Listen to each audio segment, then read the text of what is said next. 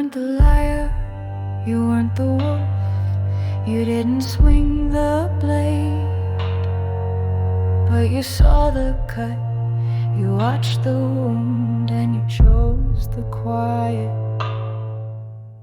You called it grace, you called it wisdom, you called it staying in your lane, but really, you just didn't want to lose your seat. The silence felt safe because it was easy. It felt righteous because no one questioned it. But silence is not neutral when it protects the fire from the victims.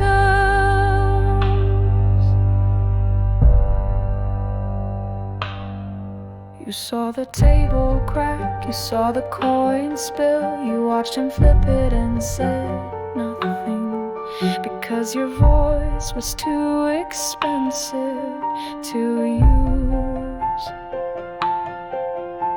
You thought if you stayed still the fire would pass. You thought if you didn't speak you couldn't be blamed. But the flames remember proximity.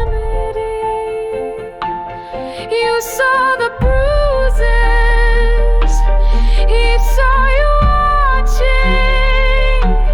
You heard the weeping, he heard you scroll past it. You knew, and he knows you knew. You didn't need to preach, you just needed to stand. You didn't need a platform, you just needed courage. You had truth in your mouth and chose to swallow it.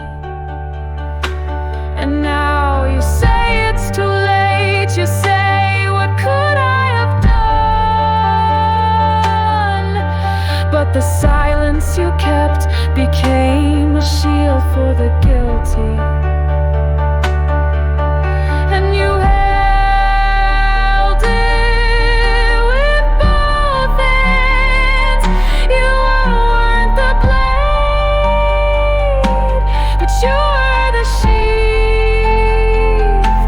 You weren't the hammer, but you held the nail. And now you say I didn't know what to do.